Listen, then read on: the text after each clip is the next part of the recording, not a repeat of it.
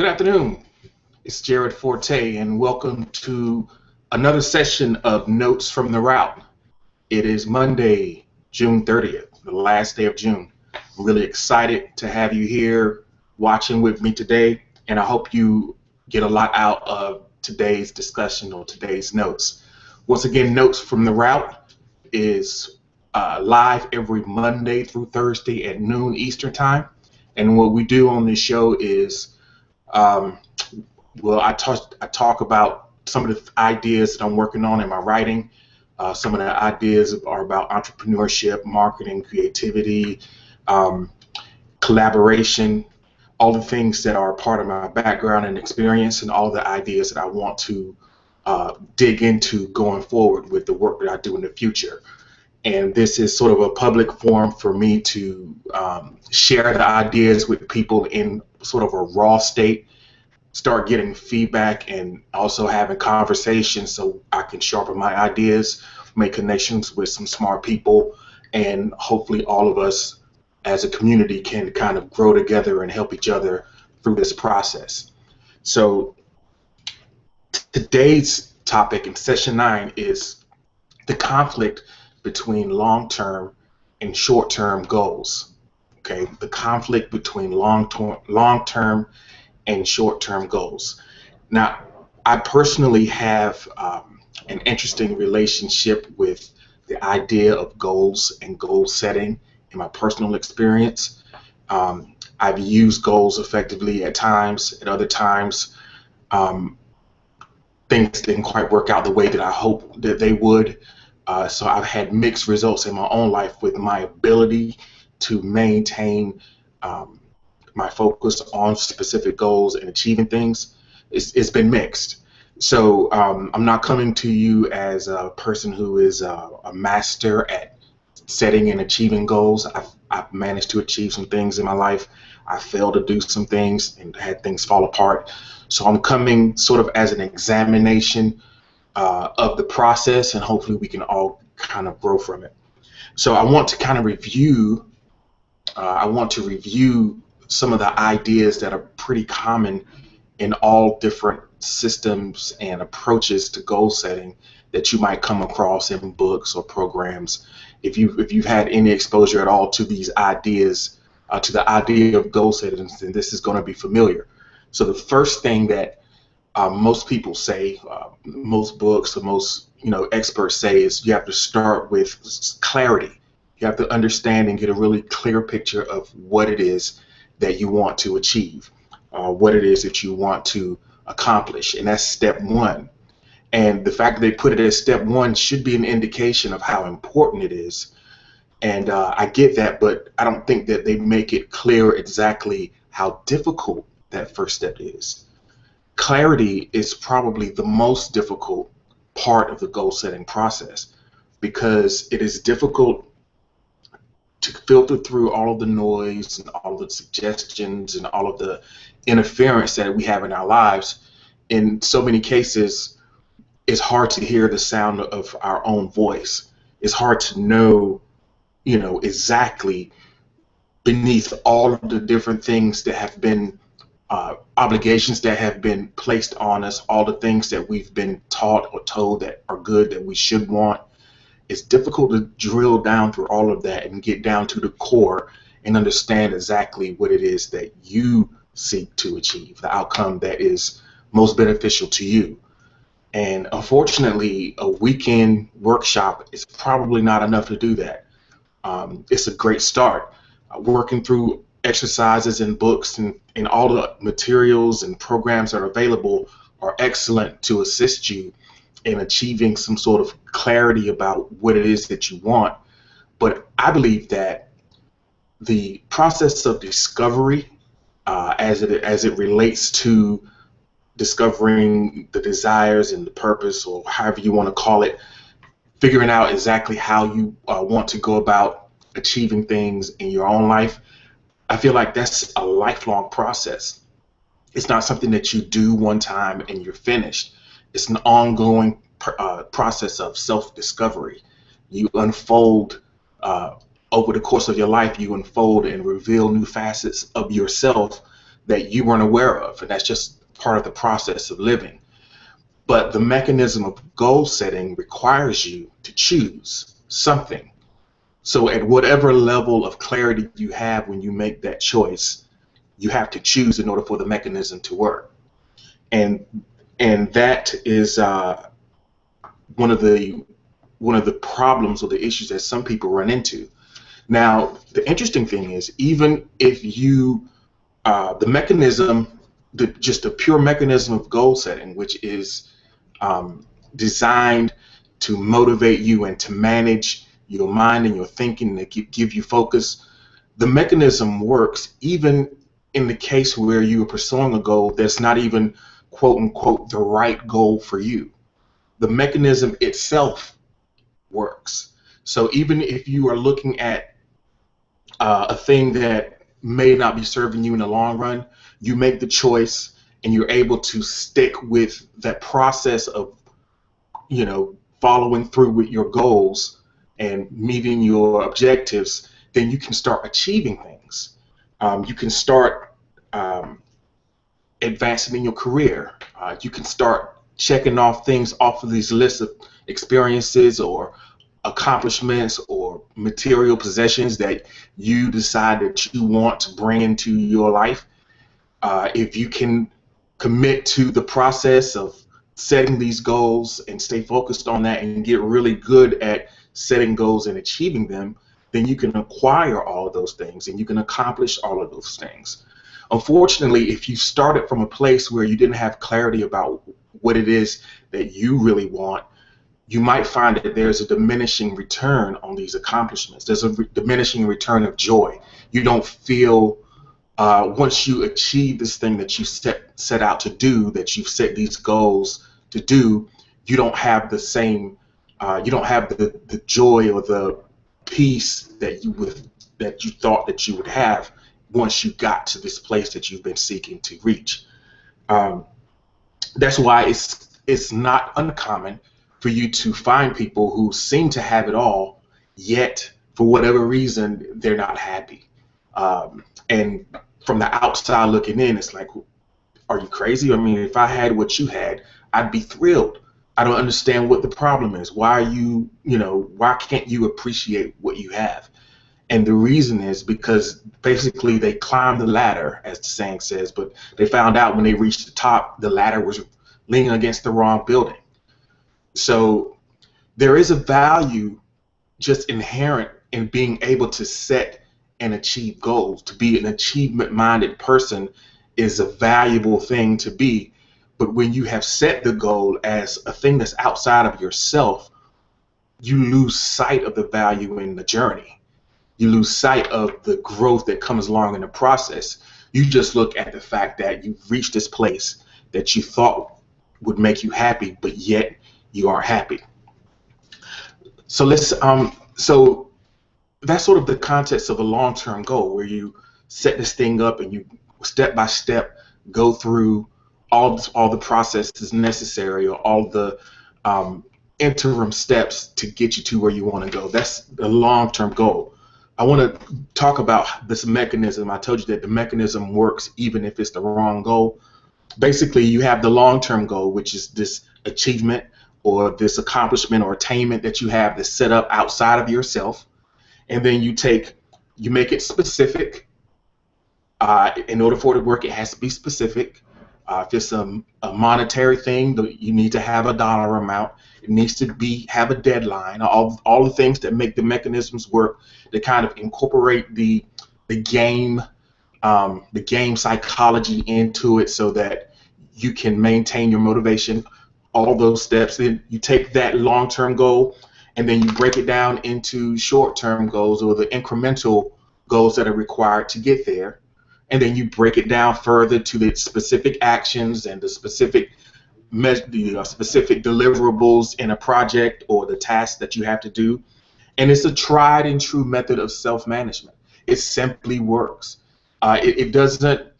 It's no coincidence that people champion this process of long-term goals broken down to short-term goals, broken down into actions and daily things that you can do to get there. The process simply works. So why is it that so many people, including myself at times, most of the time, we rebel against this process that we know works? Setting aside the fact that, okay, we might not have clarity about the goals, even if we had the right goal, even if that was not an issue, in so many cases, we are not able to commit to this process of achieving these long-term objectives.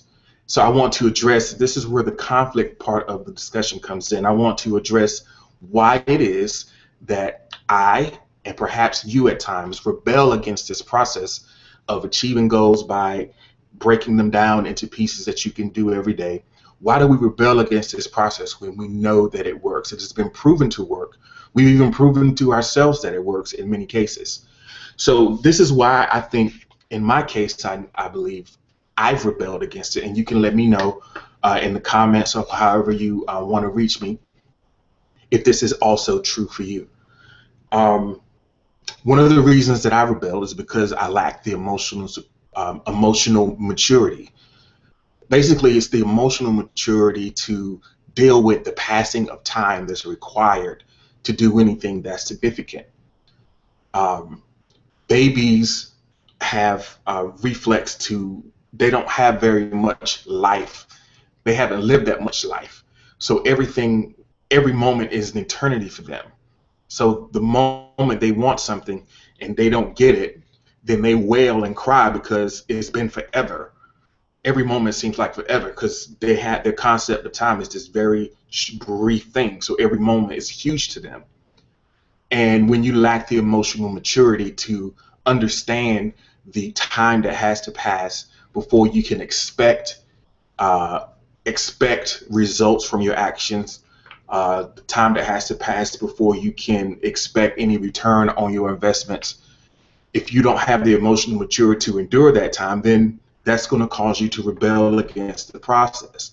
Now, one of the reasons why, even as adults, as experienced people who rationally understand that things take time, one of the reasons why we sometimes fall into this area of immaturity emotionally is because we've been seduced by the idea of a quick fix. We've been seduced by the fact that you can find some sort of shortcut and, you know, and work around a process, and you don't have to pay the price, so to speak. You don't have to go through the long, difficult process that is often required for you to accomplish something that's significant. We get seduced by this idea of, I don't have to wait, I can have it right now.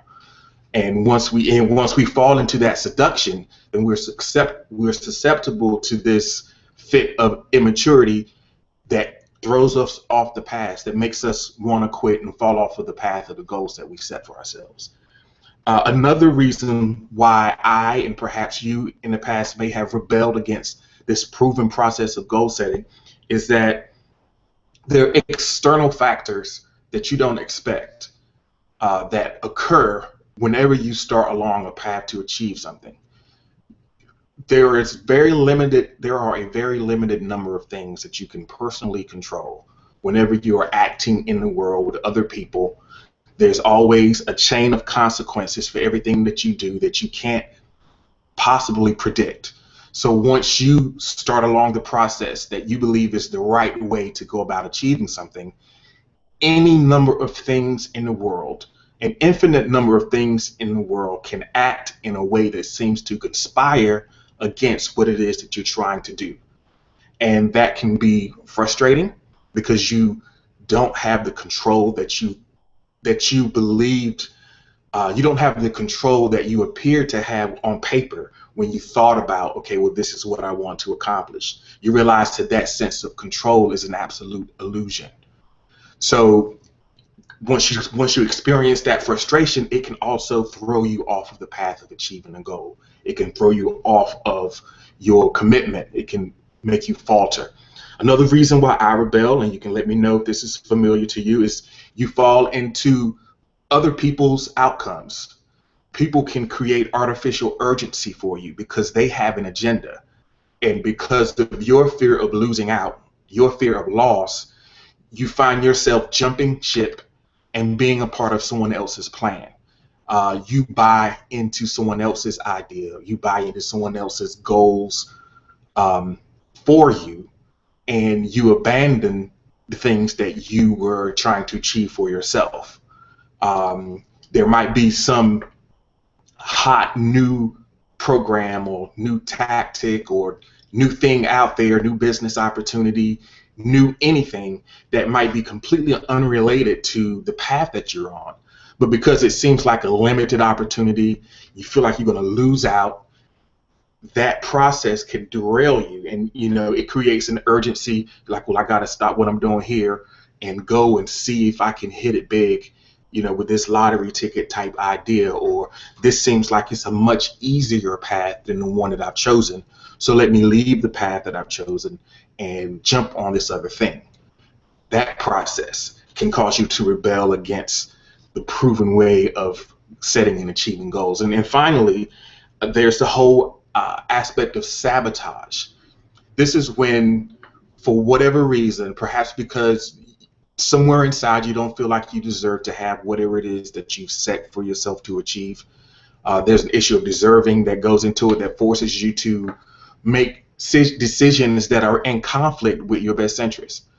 I know I've dealt with self-sabotage because I've been guilty somewhere inside about some other thing that made me think, well, I really can't do that. Or I'll fall back, I'll shrink back and make myself small because I feel small and I don't feel worthy of the objective that I'm trying to achieve. Also, it could be that you rebel against this process of goal setting because there's something inside of you, this true self that's inside of you, that is fighting for its life. There's something inside of you that knows that this path that you've chosen isn't right. The process works, whether the choice of goal is right for you or not. The mechanism of goal setting works. So sometimes you can go along and then there's just something in you that knows that this is really not what I'm supposed to do. There's something in your heart that says, wait, man, this isn't it. So, and then when that kind of bubbles up, a lot of times it will block you emotionally from committing. It'll make you act without the conviction because you know that you're not fully in it. So the process works independent of the goal. We rebel against the process for any number of reasons.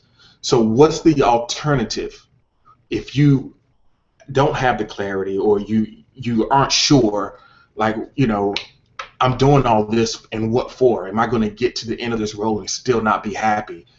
Then, how do you not fall into a feeling of what's the use and give up? Well, the alternative that I've been working with on myself and the process that I'm committing to myself, as opposed to setting these objectives outside of myself and attaching myself to them, instead, I put my focus on a process rather than an outcome.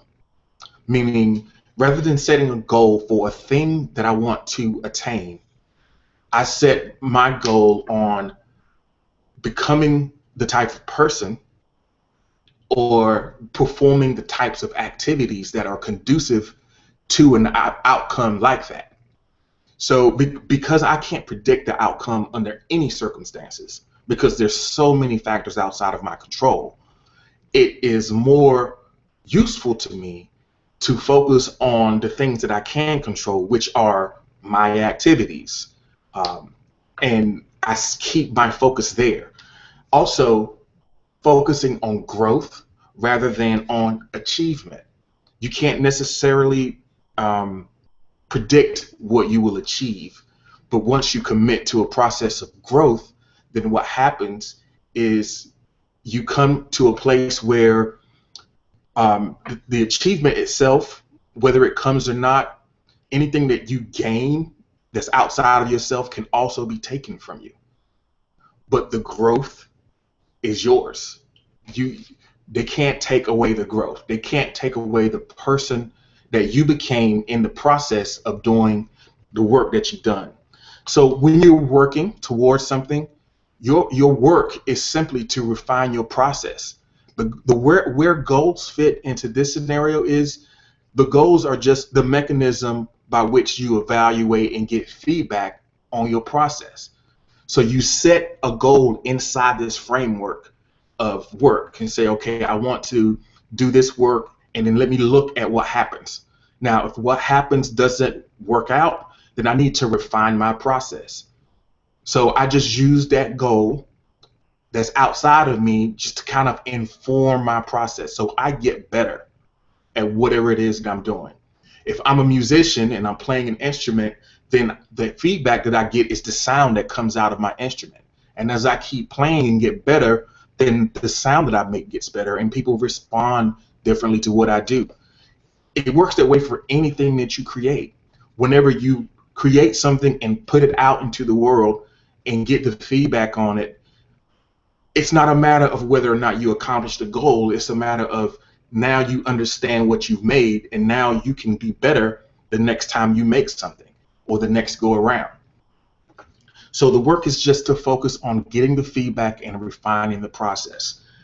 So you have to keep the goals in the proper context. And I think that one of the double benefit of this approach is that when you stay present and you stay in the process and you stay focused on the task and within your own area of control, when you stay inside yourself and not attached to some outside outcome that you can't control, then you have the greatest chance to actually achieve that clarity and understanding of exactly what it is that you want. You'll have the ability to make those connections and see, okay, this is more me. This is more of the direction that is aligned with who I am. This is something that resonates with me, because you're not concerned with what's going on out there. You're just becoming so big of a person. You're expanding your capacity so much that now the things that were difficult for you before are now easy. And there's no diminishing return on your growth. When you grow, there's no downside to growth. There's no diminishing return on the joy that you get when you are working and growing. And gratification, the whole delayed gratification thing, is a non-issue, because when you are present with the work, then and you find joy in the work that you're doing because you're present with it, then the gratification is instant, because as soon as you work, you experience the joy. So those are the notes for today. This has been Notes from the Route, Session 9, the conflict between long-term and short-term goals. I really appreciate you taking the time to check this out. You can find other episodes of Notes from the Route on my YouTube channel at Jared Forte 1. Also, the website is jaredforte.com. You can watch the live broadcast right here on G+. You can watch it on YouTube, or if you prefer, you can go to my website, jaredforte.com/live, and it's streamed live right on my website. And I would really appreciate it if you popped in there and left me a comment. Also, you can follow me on Twitter at @thisjared, as you see right there on the board. I look forward to your feedback, and I hope that you check me out tomorrow for Session 10. Thanks for sticking by for Notes from the Route. Have a wonderful afternoon.